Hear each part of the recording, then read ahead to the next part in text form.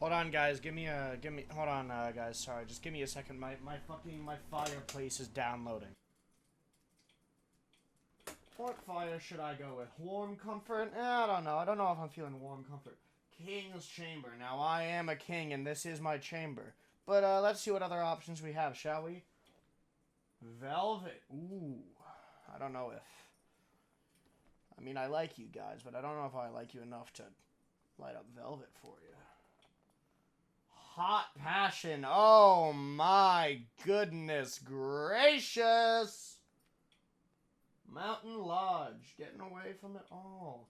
Gentleman's Lounge. No. We are classy gentlemen here.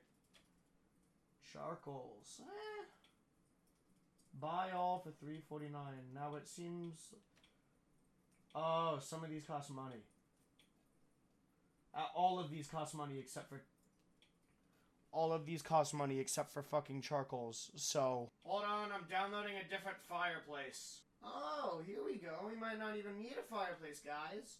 We might get some fishy friends in here. We might do that. What do you guys think of that? You like fish? Little aquarium? We'll get that going. Download faster, you fuck. Why did the TV turn off? I didn't turn you off. Don't you just fucking hate it when you have to wait for your fish to download?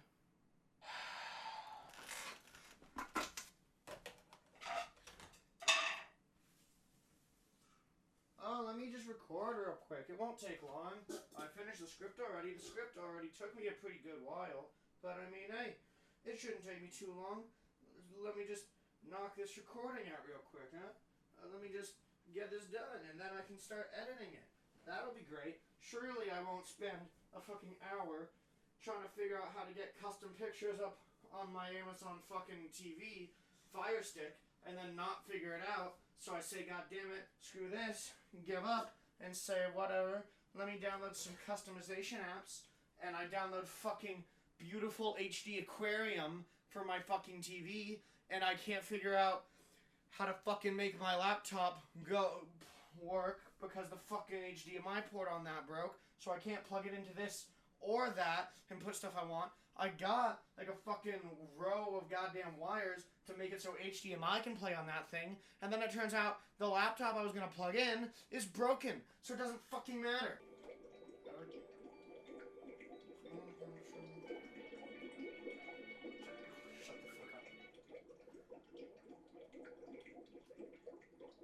I muted the sounds, but the sounds won't stop. Oh, there they go. That's lovely. We got some fish in here. And now, you know what? It's such a vibe. Let me get the scented candle out.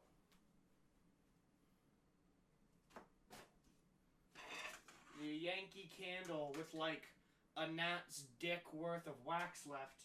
This is really gonna get the vibes going, guys. I don't know if you're ready for this. This is really gonna change the game. Oh yeah, we're going. With the Yankee candle. Oh no, it's Village Candle. Secluded Dunes. Sea Spray. Hint of Lily and Sandalwood. Now this is an immaculate vibe. Anyway, let's ruin it with this.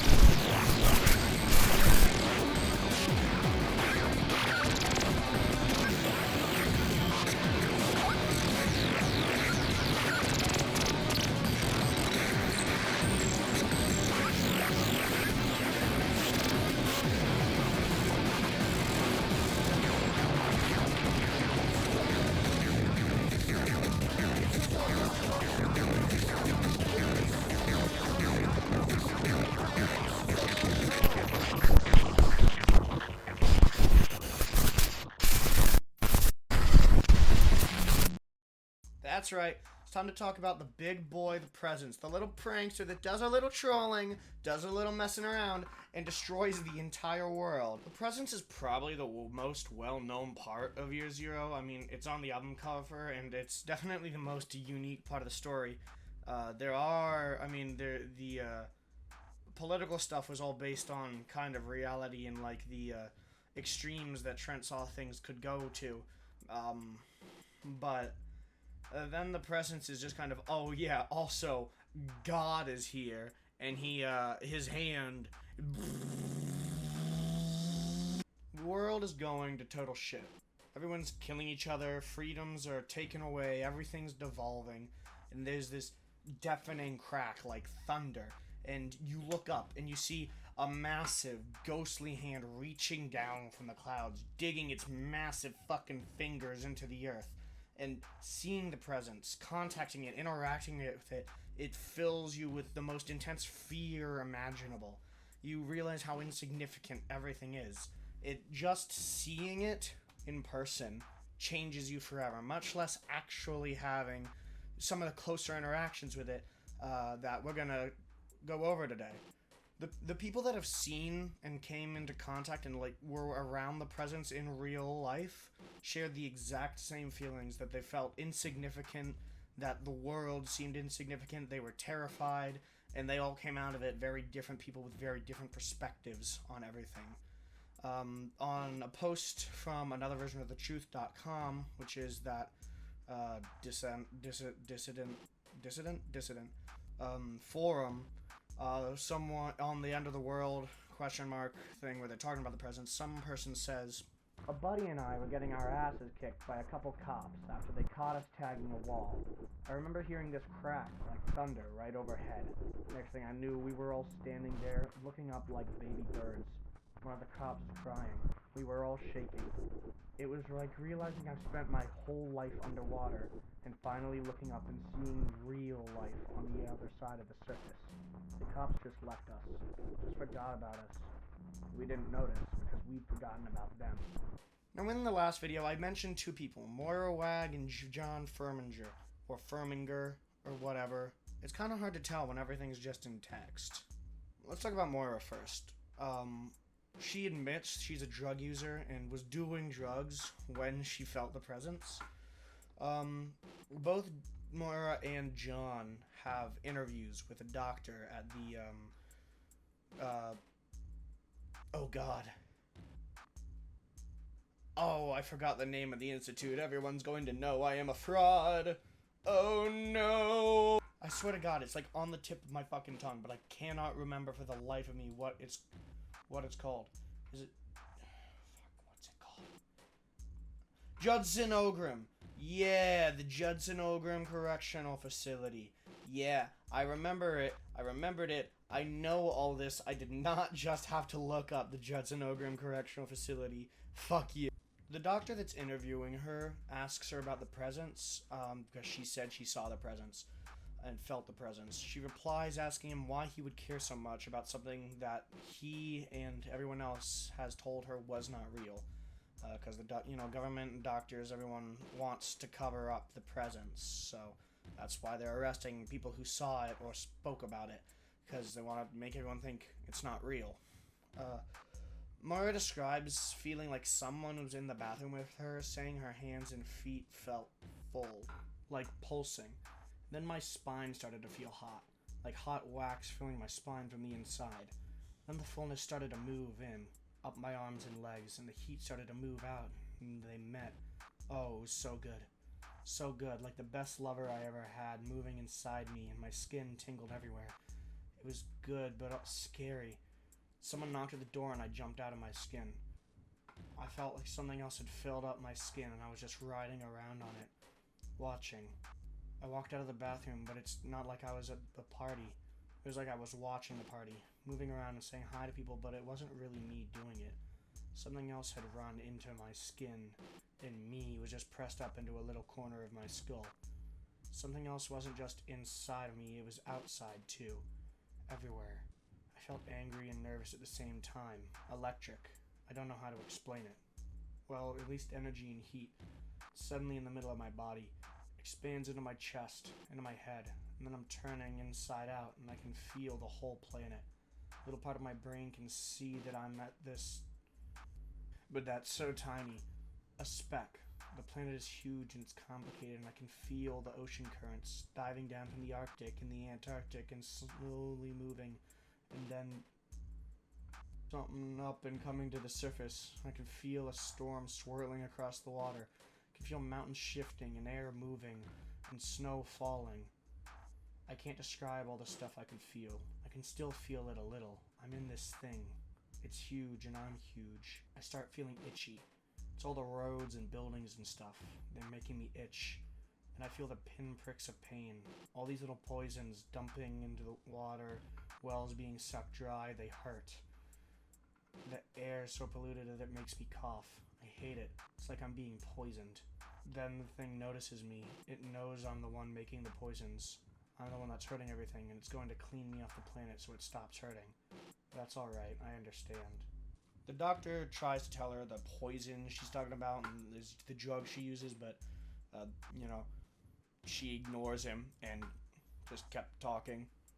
See, at least for me, the biggest question when it came to the presents before learning all this stuff was why. Everything else I can understand, there are political and reactionary things and events happening, but why is a giant hand coming down from the sky and destroying the world? Why is it during the middle of all this? Why does it want to destroy humanity? And now we see that there's some sort of connection here with it and Earth. It's not like malicious per se. It's almost like it's self-defense. The same way you would slap and kill a mosquito that's on your arm, or you would take an antibiotic to kill an infection in your body.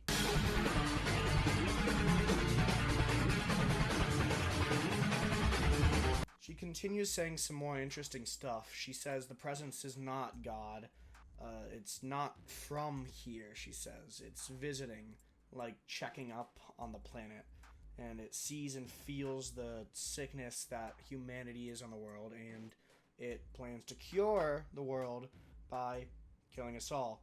I mean, kind of flawless logic. Can't even blame it. Bro! And she does say one other thing that really caught my attention. She says, they are here. They're going to get rid of the sickness. They, not it. That also matches up with other reports and stuff where they say that the presence has been seen in multiple different places at the same time. On another version of the truth, someone mentions it being seen in Switzerland. Their point is to say it's not a parapin-induced hallucination, because the theory for a bit was that the presence was a mass hallucination caused by parapin, but over in Switzerland, apparently, there is no parapin in the water, and tourists over there even took pictures of the presence. It was also spotted in the Middle East by soldiers over there, and it even ends up appearing over the White House. So it's not just one hand. The presence, it wasn't just a singular hand. There's multiple hands all around the world. Then we even get more proof, evidence of that, from The Warning, And The Warning is a song that is all about the presence. In the album of Year Zero, most of the songs are both about the story of Year Zero, the lore, and the political message where you're drawing the real-life parallels. The Warning is one of the songs that doesn't have those real-life parallels. I mean, you can still make real-life parallels, but it's very clearly about the presence, The Warning. I'd say that, Vessel, and The Great Destroyer are probably, also Zero Sum, are the songs that, just out of my head, are the ones that's only about the story, that's not really as focused about making real-life parallels. The song, The Warning, is told from the point of view of someone that saw the presence. It says, I was standing right there when it came down from the sky. But also, they share the stuff that Moira said, you felt it from inside. And then it says the presence spoke to people, and it repeatedly, when they're quoting the presence, it's saying, we've been watching you with all our eyes. So much potential, or so we used to say. We heard a cry, we're here to intervene. We will wipe this place clean. So The Warning is basically the presence. First of all, the presence didn't just pop up, say, what's good, and bitch slap the planet into extinction. It came down and gave this warning to change things, to fix what we're doing, to live up to the potential they once saw. Presumably the last time they checked in and we were just moving around in the caves. But since then, we got greedy and corrupt, and capitalism happened, and all around we just kind of got shitty and are destroying the world. So the presidents basically came down and said, we're giving you one chance, or we're gonna just fucking kill you before you kill the planet. The other person I mentioned was John Firminger, or also called John of Boston, because he is John in Boston. John Firminger is a man that saw the presence and became a sort of preacher. He was talking about his experience with the presence, warning people what it was here for, and getting a pretty big following. John made a website called thewaterturnedtoblood.net with a picture of the Zakim Bridge where he had met the presence. Apparently there was some incident that had caused the water below the bridge to turn red, thus, the name of the website, The Water Turned to Blood. And it was such a distraction that it caused an accident that sent his car off the bridge into the water. He managed to get out, but his daughter in the car did not. She drowned in the car. While in the water, he saw the presence, much like Moira had, and there's no evidence, at least that I can find, that the presence has anything to do with the water turning red, but who knows, maybe it did. He started preaching about the presence, referring to the incident on the bridge as his baptism in blood. He got a big following till he was eventually released on bail for having a gathering of more than 20 people, which is illegal in the world of Year Zero. He got released on bail, but then he got arrested again for doing the exact same thing. The police let him finish preaching before arresting him because they were scared a riot would happen if they had interrupted him. He preaches about the presence, its message, and also a lot of the acceptance of the inevitable and death. That's a pretty big thing on his website, and what he's talking about. Unlike in Moira's interview, the Doctor here is very much on John's side, seemingly one of his followers. The Doctor tells John he's going to be killed for his teachings, but he managed to pull some strings and get John a way out. If he renounces his teachings and says he was wrong on TV, he'll get released, and John refuses. He turns the Doctor's wrist over to see the neurochip, which is something we will talk about later, and the Doctor says something about, I bet you're about to say that's the mark of the beast, and John just said, you said it, not me, which is pretty fucking savage, I'm not gonna lie. After these interviews, there's not really anything else on John, presumably because he got fucking taken behind the shed and shot like Old Yeller.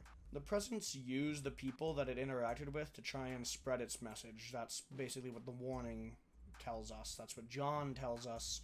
Moira's interviews showed us that it's not a malicious thing. It's something that's trying to keep the Earth alive, referring to all the buildings, pollution, and all our interference with the natural way of things as poisons that hurt the Earth, and the Presence is able to feel the things that hurts the Earth, because she got some weird connection with it, and I don't know, there's not really anything I can find as to why she's so connected to it, but she can feel the things it feels, and she knows that it's coming, the Presence, the hands, and however many there are, they're all coming to Earth periodically to check in. She describes it like a farmer checking on his animals every once in a while.